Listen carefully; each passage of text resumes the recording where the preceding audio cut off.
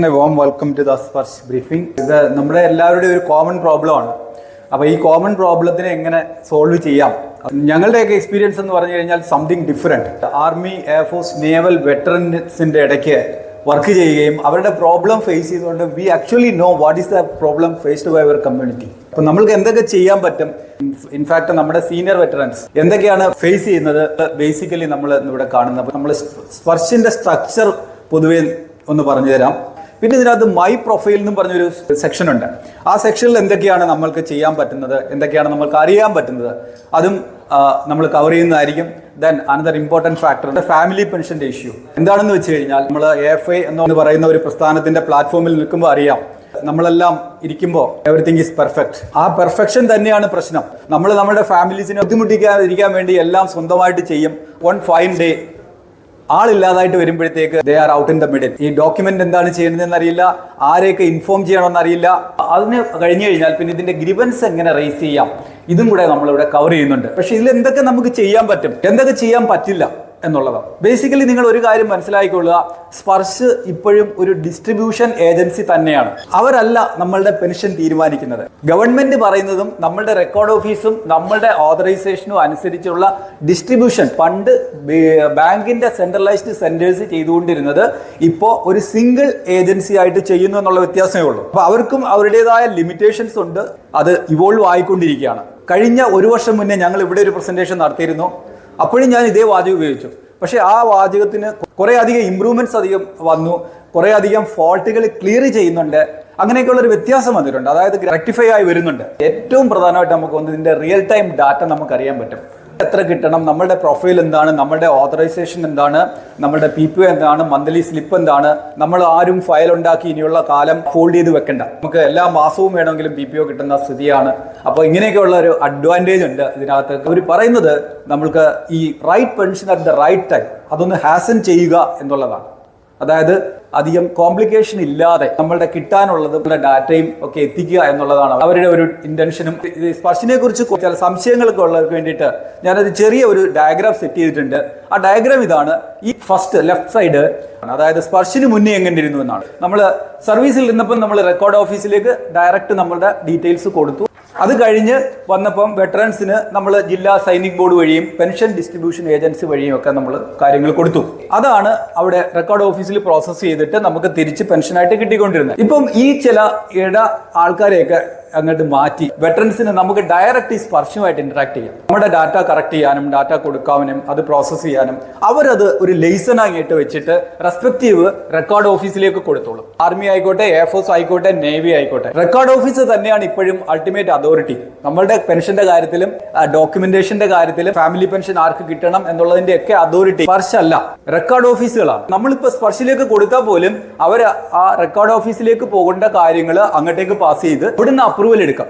അവർക്ക് അതിനുള്ള ചാനൽസ് ഉണ്ട്, സോഫ്റ്റ്വെയർ സപ്പോർട്ടുകൾ ഉണ്ട്. അപ്പൊ അവിടുന്ന് അപ്രൂവൽ എടുത്താൽ മാത്രമേ സ്പർശിൽ നോക്കുമ്പോൾ നമ്മുടെ ഡാറ്റ കറക്ഷൻ കിട്ടത്തുള്ളൂ. റെക്കോർഡ് ഓഫീസിൽ നിന്നാണ് അവർക്ക് ക്ലിയറൻസ് കൊടുക്കുകയും എങ്കിൽ മാത്രമേ നമ്മുടെ സ്പർശിന്റെ ഡാറ്റ അവിടെ കറക്റ്റ് ആയിട്ട് വരത്തുള്ളൂ. നമുക്ക് നമ്മളുടെ കമ്പ്യൂട്ടറിലോ മൊബൈലോ ഇരുന്നിട്ട് കൈകാര്യം ചെയ്യാം.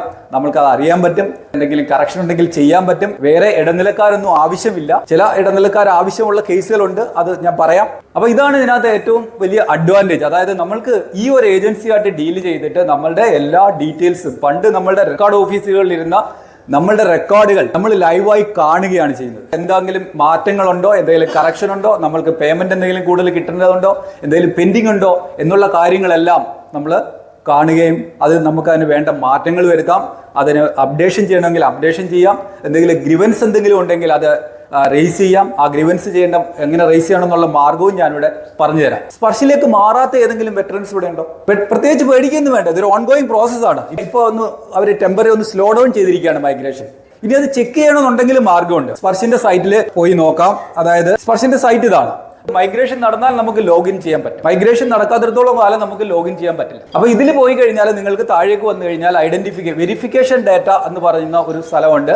അവിടെ പോയി നമ്മുടെ ഡീറ്റെയിൽസ് കൊടുത്തു കഴിഞ്ഞാൽ നമുക്ക് ചെക്ക് ചെയ്യാൻ പറ്റും നമ്മളുടെ മൈഗ്രേഷൻ കഴിഞ്ഞോ ഇല്ലയോ എന്നുള്ള കാര്യം അറിയാൻ പറ്റും. നമ്പർ 2, വളരെ സിമ്പിൾ ആയിട്ട് ഒരു മെത്തേഡ്. നമ്മൾക്ക് മന്ത്ലി ബാങ്കിൽ നിന്ന് ഒരു മെസ്സേജ് വരും. ആ മെസ്സേജ് നോക്കിയാൽ മതി. എന്താണ് മെസ്സേജ് വരിക?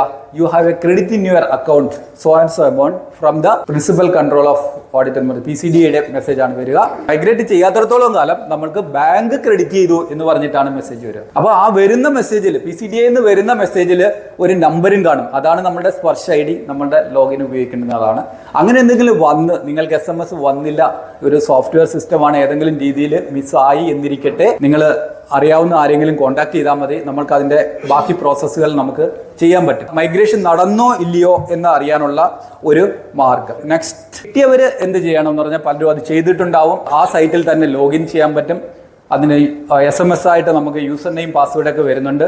ആ യൂസർ നെയിം പാസ്വേഡും ഒക്കെ വരുമ്പോൾ അത് സൂക്ഷിച്ച് ഉപയോഗിക്കുക, കൈകാര്യം ചെയ്യുക. നിങ്ങളുടെ യൂസർ നെയിം പാസ്വേഡ് കിട്ടിയത് കൊണ്ടും ഒന്നും ആർക്കും ഇപ്പോൾ ഒന്നും ചെയ്യാൻ പറ്റില്ല. ഇപ്പോൾ സ്പർശിൽ 2 ലെവൽ സെക്യൂരിറ്റി സിസ്റ്റം വന്നിട്ടുണ്ട്. അതായത് നിങ്ങൾ യൂസർ നെയിം പാസ്വേഡ് ഉപയോഗിച്ചാലും എന്തെങ്കിലും മാറ്റങ്ങൾ വരുത്തണമെന്നുണ്ടെങ്കിൽ you will get a OTP. ആ സ്പർശ് എന്നുള്ള OTP ഉണ്ടെങ്കിൽ മാത്രമേ നിങ്ങൾക്ക് ചെയ്യാൻ പറ്റത്തുള്ളൂ. നമ്മുടെ വെറ്ററൻസ് ധൈര്യമായിട്ട് നിങ്ങൾക്ക് റിലയബിൾ ആയിട്ടുള്ള ഇങ്ങനെയുള്ള എക്സ് സർവീസ് അസോസിയേഷനിൽ പോവുക, അവരെ ഡിപ്പെൻഡ് ചെയ്യുക. എൻ്റെ ഒരു അനുഭവത്തിൽ നിങ്ങൾ അക്ഷയ അല്ലെങ്കിൽ ഏതെങ്കിലും ഇന്റർനെറ്റ് കഫേ ഇങ്ങനെ ഒന്ന് റിലേ ചെയ്യാതിരിക്കുകയാണ് നല്ലത്. മൈഗ്രേറ്റ് ചെയ്ത് കഴിഞ്ഞാലും അതിനകത്ത് നമ്മൾ ഒരു പ്രാവശ്യം ഒന്ന് ലോഗിൻ ചെയ്യുക, കാര്യങ്ങളെല്ലാം ശരിയാണെന്ന് നോക്കുക. നമ്മുടെ ഡിക്ലറേഷൻ അവർ മാൻഡേറ്ററി ആയിട്ട് ചെയ്യേണ്ട കുറെ കാര്യങ്ങളുണ്ട്. ഡാറ്റ വെരിഫിക്കേഷൻ ഉണ്ട്. ഡിക്ലറേഷൻ, അതായത് നമ്മളുടെ ആധാർ ഡാറ്റ ആക്സസ് ചെയ്യാനുള്ള പെർമിഷൻ സ്പർശിന് കൊടുക്കണം. ഇതെല്ലാം ആധാറുമായിട്ട് ലിങ്ക്ഡ് ആണ്. സ്പർശിന് they have got a national informatics സെന്ററിന്റെ ഡാറ്റാബേസിലേക്ക് അവർക്ക് കറക്റ്റായിട്ട് ആക്സസ് ഉണ്ട്, ആധാറുമായിട്ട് മാച്ച് ചെയ്യും. അപ്പൊ അതൊക്കെ ഒരു ഫസ്റ്റ് സ്റ്റേജ് ആണ്. അതൊക്കെ പെർമിഷൻ കൊടുത്താൽ മാത്രമേ നമുക്ക് മുന്നോട്ട് പോകാൻ പറ്റൂ. അതൊക്കെ ഓക്കെ ആണെന്നുണ്ടെങ്കിൽ നമുക്ക് നമ്മുടെ ഡാറ്റ ആക്സസ് ചെയ്യാൻ പറ്റും. നമ്മളുടെ എന്തൊക്കെയാണ് സ്പർശിൽ നമുക്ക് ഉള്ളതെന്ന് നമുക്ക് അറിയാൻ പറ്റും. നമ്മൾ സ്പർശിലായി എന്ന് പറഞ്ഞിട്ട് വെറുതെ ഇരിക്കരുത്. നമ്മൾക്ക് ഇതിനകത്ത് എന്തൊക്കെയാണ് ശ്രദ്ധിക്കേണ്ടത്? അതാണ് next stage, verification of your data. നമ്മുടെ ഡാറ്റാബേസ് കിട്ടിയതെല്ലാം 2 രീതിയിൽ നിന്നാണ്. ഒന്ന് റെക്കോർഡ് ഓഫീസിൽ നിന്ന് കിട്ടി, 2 പഴയ ആൾക്കാർക്ക് പെൻഷൻ ഡിസ്ട്രിബ്യൂഷൻ ഏജൻസിയിൽ നിന്ന് കിട്ടി, അതായത് ബാങ്ക് അല്ലെങ്കിൽ DPDO. അപ്പോ ഇതിലെല്ലാം ഈ മൈഗ്രേഷൻ നടന്നപ്പോൾ കുറച്ച് മിസ്മാച്ച് ഒക്കെ വന്നു. ചില മിസ്സായി, ചിലത് തെറ്റിപ്പോയി, ഡേറ്റ് ഓഫ് ബർത്ത് ഒക്കെ ഇങ്ങനെ എന്തെങ്കിലുമൊക്കെ. അപ്പൊ അങ്ങനെ മിസ്മാച്ച് എന്തെങ്കിലും ഉണ്ടെങ്കിൽ നമുക്ക് കറക്റ്റ് ചെയ്യാൻ പറ്റും. അപ്പൊ നിങ്ങൾ അതെല്ലാം ഇരുന്ന് നോക്കണം. ഏതൊക്കെയാണ്? നമ്മളുടെ പേഴ്സണൽ ഡീറ്റെയിൽസ്, അതായത് പേര്, ഡേറ്റ് ഓഫ് ബർത്ത്, ഇങ്ങനെയുള്ള ഡീറ്റെയിൽസ്. പിന്നെ നമ്മുടെ സർവീസ് ഡീറ്റെയിൽസ്. സർവീസ് ഡീറ്റെയിൽസ് എന്ന് പറയുമ്പോൾ നമ്മൾ ഡേറ്റ് ഓഫ് എൻറോൾമെന്റ് തൊട്ട് ഡേറ്റ് ഓഫ് ഡിസ്ചാർജ്, നമ്മളുടെ ട്രേഡ്, നമ്മളുടെ ഗ്രൂപ്പ്, ഇങ്ങനെയൊക്കെയുള്ള കാര്യങ്ങളെല്ലാം നമ്മൾ ചെയ്യണം, ക്രോസ് ചെക്ക് ചെയ്യണം. വളരെ ഇമ്പോർട്ടന്റ് ആയിട്ടുള്ള ഫാമിലി ഡീറ്റെയിൽസ്. ഫാമിലി മെമ്പേഴ്സ് കൂടി ഇരുന്നിട്ട് ആ കാര്യങ്ങളൊന്ന് നോക്കണം, ആയോ ഇല്ലയോ. എസ്പെഷ്യലി പ്രായമുള്ളവരാണെന്നുണ്ടെങ്കിൽ എന്താ പറയുക, നമുക്ക് അത് ക്രോസ് ചെക്ക് ചെയ്ത് നോക്കണം. അപ്പൊ അത് നോക്കുമ്പോൾ നമുക്ക് 1-2 കാര്യങ്ങൾ ശ്രദ്ധിക്കണം. നമ്മുടെ പേരുണ്ടായാൽ മാത്രം പോരാ, അതിലുള്ള സ്പർശിലുള്ള പേര്, നമ്മുടെ ആധാറിലുള്ള പേര്, നമ്മുടെ പാനിലുള്ള പേര്, നമ്മുടെ ബാങ്കിലുള്ള പേര്, ഇത് 3ഉം മാച്ച് ആകും. നമ്മളുടെ ഈ 3 കാര്യങ്ങൾ ലിങ്ക് ആയാൽ മാത്രമേ നിങ്ങൾ സ്പർശിനെ സംബന്ധിച്ച് അല്ലെങ്കിൽ നമ്മുടെ പെൻഷനർ, ഫാമിലി പെൻഷനറായിട്ട് മാറുന്നുള്ളൂ. ഏതൊക്കെയാണ് ഡോക്യുമെന്റ് എന്ന് ഒന്നുകൂടെ പറയാം. നമ്മുടെ സ്പർശിൽ അല്ലെങ്കിൽ നമ്മുടെ റെക്കോർഡിലുള്ള പേര്, നമ്മുടെ ആധാറിലെ പേര്, പാനിലെ പേര്, പ്ലസ് നമ്മുടെ ബാങ്ക് അക്കൗണ്ടിലെ പേര്, ഇതെല്ലാം നമ്മൾ മാച്ച് ചെയ്യണം. നമ്മുടെ ഫാമിലി മെമ്പേഴ്സ് അത് മാച്ച് ചെയ്യണം. Especially those who are entitled for the pension authorised ആയിട്ടുള്ള ആരെങ്കിലും ഉണ്ടെങ്കിൽ ഇത്രയും ഡാറ്റ നിങ്ങൾ കൃത്യമായി വെരിഫൈ ചെയ്യണം. പ്ലസ് ഒരു കാര്യം കൂടെ ഉണ്ട്, ഫാമിലിയുടെ ഡേറ്റ് ഓഫ് ബർത്ത്. ഇപ്പോൾ എൻ്റെ ഡേറ്റ് ഓഫ് ബർത്ത് തെറ്റായിട്ടാണ് അതിൽ കിടക്കുന്നെങ്കിൽ എൻ്റെ പെൻഷൻ നിൽക്കാൻ പോകുന്നില്ല. അതിൽ continue receiving it. Family pension വരുമ്പോൾ അവരുടെ ഇത് ഡാറ്റ മാച്ച് ചെയ്യും. ആ മാച്ച് ചെയ്യുമ്പോൾ അത് ഡിസ്കണ്ടിന്യൂ ആവാനുള്ള അല്ലെങ്കിൽ സ്റ്റാർട്ട് ആവാതിരിക്കാനുള്ള ചാൻസ് ഉണ്ട്. അപ്പോൾ അതുകൊണ്ട് അക്കാര്യങ്ങൾ നോട്ട് ചെയ്യേണ്ടി വരും. ഡാറ്റ മിസ്മാച്ച് ആണെന്നുണ്ടെങ്കിൽ, അതായത് നമ്മുടെ പെൻഷൻ ഡോക്യുമെന്റിലെ കാര്യങ്ങളെല്ലാം ശരിയാണ്, സ്പർശിൽ തെറ്റാണ്, കുഴപ്പമില്ല, നമുക്ക് അത് കറക്റ്റ് ചെയ്യാനുള്ള ഓപ്ഷൻസ് ഉണ്ട്. സ്പർശ് തന്നെ അത് നമ്മളെ അനുവദിക്കുന്നുണ്ട്. അറിയാവുന്ന ആരെങ്കിലും അപ്രോച്ച് ചെയ്യുക, അറിയാവുന്നവർക്ക് അത് ചെയ്യാൻ പറ്റും. 2, സർവീസ് ഡോക്യുമെന്റിൽ എന്തെങ്കിലും പ്രശ്നമൊന്നുണ്ടെങ്കിൽ കുറേ ലിസ്റ്റ് ഓഫ് ഡോക്യുമെന്റ്സ് നമുക്ക് വേണ്ടിവരും. പേര് കറക്ഷന് അല്ലെങ്കിൽ ഡേറ്റ് ഓഫ് ബർത്ത് കറക്ഷൻ ആണെങ്കിൽ അതിന്റെ ആ ഒരു പ്രൊസീജിയർ അനുസരിച്ച് ജില്ലാ സൈനിക് ബോർഡ് വഴിയോ പോകേണ്ടി വരും. നമ്മുടെ റെക്കോർഡ് ഓഫീസിലേക്ക് നമുക്ക് ടേക്കപ്പ് ചെയ്ത് കറക്റ്റ് ചെയ്തിട്ട് വരും. അത് കഴിയുമ്പോൾ റെക്കോർഡ് ഓഫീസിൽ കറക്റ്റ് ആയി കഴിഞ്ഞാൽ അവർ ഓട്ടോമാറ്റിക്കലി സ്പർശിലേക്ക് ഇൻഫോം ചെയ്യും. നമ്മളുടെ പുതിയ PPO ജനറേറ്റർ സ്പർശിന്റെ നമുക്ക് ചെയ്യാനുള്ള ചില സംവിധാനങ്ങൾ അവർ അലോ ചെയ്യുന്നത് ഇത്രയും കാര്യങ്ങൾ. 2, എന്തെങ്കിലും മിസ്മാച്ച് ഒക്കെ ഉണ്ട്. നമ്മളുടെ ഏറ്റവും കൂടുതൽ കംപ്ലൈന്റ് ഉള്ള ഒരു ഏരിയ എന്ന് പറയുന്നത്, കംപ്ലൈന്റ് റേസ് ചെയ്തു, കറക്ഷൻ കൊടുത്തു, നടക്കുന്നില്ല. അപ്പോൾ ഇതിൽ നിങ്ങൾ ഒരു കാര്യം മനസ്സിലാക്കണം, പല ഏജൻസികൾ ഇതിനകത്ത് ഇൻവോൾവ് ആകുമ്പോൾ എവിടെയെങ്കിലും ഒരു മിസ്മാച്ച് വരുമ്പോൾ അവരത് ക്ലോസ് എന്നും പറഞ്ഞിട്ട് ചെയ്യുകയാണ് ചെയ്യുന്നത്. അപ്പോൾ എനിവേ ഇത് റേസ് ചെയ്യാനായിട്ടുള്ള സംവിധാനങ്ങൾ നമുക്ക് അങ്ങനെ സ്പർശിൽ തന്നെയുണ്ട്. 2 കോൾ സെന്റേഴ്സ് ഉണ്ട്. ഈ കോൾ സെന്ററിൽ വിളിച്ചു കഴിഞ്ഞാലും കുറച്ച് തിരക്കായിരിക്കും, അത് കഴിഞ്ഞ് നമുക്കത് കൃത്യമായിട്ട് അവർ ആൻസർ ചെയ്ത് അത് പ്രോസസ്സ് ചെയ്യാൻ പറ്റും. കുറച്ച് നമ്പറുകളൊക്കെ ഞാനിവിടെ കാണിക്കുന്നുണ്ട്. ഈ നമ്പറുകളിലേക്ക് ചെയ്യാം, മെയിൽ ചെയ്യാം. ഇതൊന്നും അല്ലെങ്കിൽ സ്പർശിന്റെ സർവീസ് സെന്റേഴ്സ് ആയിട്ട് നമ്മൾ ഇപ്പോൾ ഡിസൈനേറ്റ് ചെയ്തിരിക്കുന്നത് നമ്മുടെ DPDO ആണ്. തേവരെയൊക്കെയുള്ള എല്ലാ ജില്ലകളിലും ഓരോന്നുണ്ട്. അവിടെ അപ്രോച്ച് ചെയ്യാം, അവരെ അപ്രോച്ച് ചെയ്യാം. ഇങ്ങനെയുള്ള കാര്യത്തിലൊക്കെ നമുക്ക് എന്തെങ്കിലും കറക്ഷൻ ഉണ്ടെങ്കിലോ കംപ്ലൈന്റ് ഉണ്ടെങ്കിലോ ചെയ്യാം. ഇമെയിൽ അയക്കാം. സ്പർശിൽ തന്നെയും നമുക്ക് ടേക്കപ്പ് ചെയ്യാം. അതിനകത്തൊരു സർവീസ് റിക്വസ്റ്റിന് വേണ്ടിയിട്ടുള്ള ഗ്രീവൻസ് റേസ് ചെയ്യാനുള്ള സംവിധാനമുണ്ട്. ഇതെല്ലാം നമുക്ക് ഓപ്റ്റ് ചെയ്യാം. ഇനി ഇതൊന്നും വർക്ക് ചെയ്തില്ല എന്നുണ്ടെങ്കിൽ, അവർ റിജക്ട് ചെയ്തു എന്നുണ്ടെങ്കിൽ, ഏറ്റവും എഫക്റ്റീവായിട്ടുള്ള സെൻട്രൽ ഗവൺമെന്റിന്റെ ഒരു ഗ്രീവൻസ് പോർട്ടലുണ്ട്. പലർക്കും അറിയില്ല എന്ന് തോന്നുന്നു.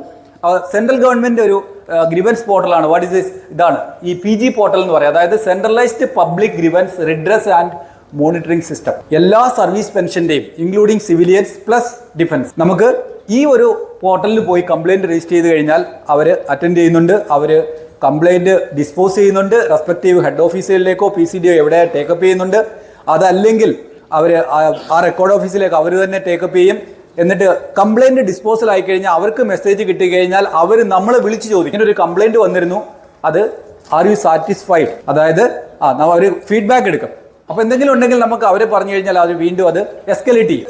അടുത്ത ഒരു കാര്യം കൂടെ പറഞ്ഞിട്ട് ഞാൻ കൺക്ലൂഡ് ചെയ്യാം. അതായത് ഒരു ഫാമിലി പെൻഷൻ എങ്ങനെ സ്റ്റാർട്ട് ചെയ്യണം എന്നുള്ളതാണ്. ആർക്കും ഡിസ്കസ് ചെയ്യാൻ ഇഷ്ടമല്ലാത്ത ഒരു സബ്ജക്റ്റ് ആണെങ്കിലും അത് ഇറ്റ്സ് ഇന്നോവേറ്റബിൾ ആണ്. ഒരു ഫാമിലി പെൻഷൻ സ്റ്റാർട്ട് ചെയ്യാനായിട്ട് നമ്മൾ വേറെ എങ്ങും ഓടി നടക്കണ്ട. അത്യാവശ്യം നോളജുകളൊക്കെ ഉണ്ടെങ്കിൽ നമുക്ക് നമുക്കത് ഓൺലൈൻ തന്നെ റേസ് ചെയ്യാൻ പറ്റും. ആ ഫാമിലി പെൻഷൻ സ്റ്റാർട്ട് ചെയ്യാൻ വേണ്ടിയിട്ട് സ്പർശിന്റെ ഫെസിലിറ്റി എന്താണെന്ന് പറഞ്ഞു കഴിഞ്ഞാൽ, നിങ്ങൾ ഈ പെൻഷനറുടെ മൊബൈൽ നമ്പർ ലൈവ് ആക്കി വെക്കും. 2 ആ ഡോക്യുമെന്റ്സുകളൊക്കെ എടുക്കുക. ഏറ്റവും മെയിൻ ആയിട്ടുള്ളത് ഡെത്ത് സർട്ടിഫിക്കറ്റ് എടുക്കുക. പെൻഷനറുടെയും, അതായത് പെൻഷൻ കിട്ടാൻ ഫാമിലി പെൻഷൻ ഓതറൈസ്ഡ് ആയിട്ടുള്ള ആൾക്കാരുടെയും ആധാർ, പാൻ, ഒരു നാഷണലൈസ്ഡ് ബാങ്കിന്റെ ഒരു അക്കൗണ്ട്. ആ അക്കൗണ്ട് എടുക്കുമ്പോഴും ഒരു കാര്യം മുന്നേ പറഞ്ഞത് ഓർത്ത് വെച്ചോണം, ആ ഡോക്യുമെന്റ് സർവീസ് ഡോക്യുമെന്റിലുള്ള അതേ പേരിലായിരിക്കണം നമ്മളുടെ ബാങ്ക് അക്കൗണ്ടിലെ പേര്. എങ്കിൽ മാത്രമേ നമുക്ക് ഓട്ടോമാറ്റിക്കലി സ്പർശ് പ്രോസസ് ചെയ്യത്തുള്ളൂ. നമുക്ക് സ്പർശിന്റെ സൈറ്റിലേക്ക് പോകാം. പഴയ യൂസർ നെയിമും പാസ്വേഡും ഒന്നും ഉപയോഗിക്കേണ്ട. റിപ്പോർട്ടിംഗ് ഡെത്ത് എന്നുള്ള ടാബുണ്ട്. ആ ടാബിലേക്ക് പോയി കഴിഞ്ഞിട്ട് ഈ സാധനങ്ങളൊക്കെ ക്ലെയിം ചെയ്യുന്ന ആരാണോ ക്ലെയിം ചെയ്യാം, അത് അപ്ലോഡ് ചെയ്യുക. അപ്ലോഡ് ചെയ്ത് കഴിയുമ്പോൾ നിങ്ങളുടെ പുതിയ മൊബൈൽ നമ്പർ കൊടുക്കാം. നമ്പറുകൾ, ആധാർ നമ്പർ എല്ലാം ആ ഡാറ്റ അവർ പ്രോസസ്സ് ചെയ്യും. ഫസ്റ്റ് അവർ പെൻഷൻ സ്റ്റോപ്പ് ചെയ്യും. അതാണ് ആദ്യത്തെ സ്റ്റെപ്പ്. എന്നിട്ട് നിങ്ങൾക്ക് ഒരു പുതിയ SMS വരും. നിങ്ങളുടെ പുതിയ രജിസ്റ്റർ ചെയ്ത ഫാമിലി മെമ്പേഴ്സിന് രജിസ്റ്റർ ചെയ്ത ഇതിലേക്ക് പുതിയ SMS വരും.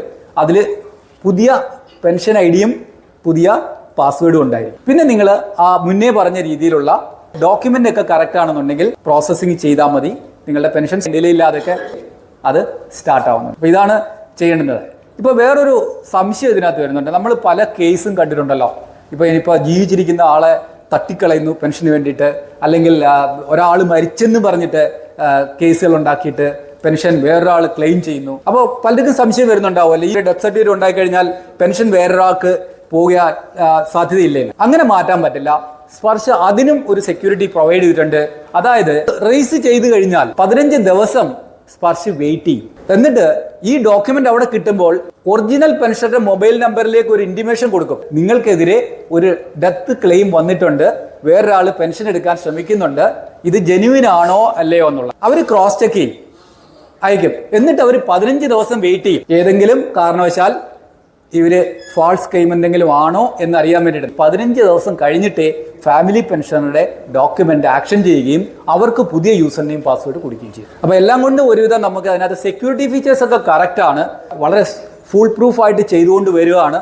കുറച്ചുകൂടെ ഫാസ്റ്റ് ആയി കഴിഞ്ഞാൽ നമുക്ക് കുറച്ചുകൂടെ എഫിഷ്യൻ്റ് ആയിരിക്കാം. അപ്പോൾ സ്പർശിൽ പോയതുകൊണ്ട് ആരുടെയും പെൻഷനൊന്നും മുടങ്ങാൻ പോകുന്നില്ല. എസ്പെഷ്യലി പെൻഷൻ വാങ്ങിച്ചുകൊണ്ടിരിക്കുന്നവരുടെ പല സംവിധാനങ്ങളും ഉണ്ട്. അതിനകത്ത് ലൈഫ് സർട്ടിഫിക്കറ്റ് കൊടുക്കാനൊക്കെ വളരെ ഈസിയായി നമുക്ക് വീട്ടിലിരുന്ന് തന്നെ കൊടുക്കാൻ പറ്റുന്ന രീതിയിലേക്ക് മാറി. നമ്മുടെ ഈ പെൻഷൻ ഡോക്യുമെന്റുകളൊന്നും നമ്മൾ സൂക്ഷിച്ചു വെക്കേണ്ട. പ്രളയം വന്നോട്ടെ, തീപിടുത്തം വന്നോട്ടെ, ഈ ഡോക്യുമെന്റുകളൊക്കെ കത്തിപ്പോയിക്കോട്ടെ, കളഞ്ഞു പോയിക്കോട്ടെ, പ്രശ്നമൊന്നുമില്ല, നമ്മൾക്ക് വീണ്ടും ആക്സസ് ആണ്, കിട്ടുന്നുണ്ട്. അങ്ങനെയുള്ള പല സംവിധാനങ്ങളും വന്നിട്ടുണ്ട്. അപ്പോൾ ഇതിനെ നമുക്ക് ഒരു തുറന്ന മനസ്സോടുകൂടി സ്വീകരിക്കുകയാണ് വേണ്ടുന്നത്. പഠിക്കുക. ഇത് പ്രായമായവരൊക്കെ ആരുടെയെങ്കിലും കൂടി ഇരുന്നിട്ട് ചില ട്രെയിനിങ് സെഷനൊക്കെ എടുത്തിട്ട് അത്യാവശ്യം ഉപയോഗം പഠിക്കുക, എന്നിട്ട് ഉപയോഗിക്കുക, ഒരു പ്രശ്നവും ഉണ്ടാവില്ല മാതിരിയുള്ള കൂട്ടായ്മകളുണ്ട്. അവരെയൊക്കെ അപ്രോച്ച് ചെയ്യുക. എന്തെങ്കിലും പ്രശ്നം ഉണ്ടെങ്കിൽ ഏറ്റവും റിലയബിൾ ആയിട്ടുള്ള സോഴ്സ് അതാണ് പറയുന്നത്, നമ്മുടെ ഉള്ള അസോസിയേഷൻ തന്നെയാണ്.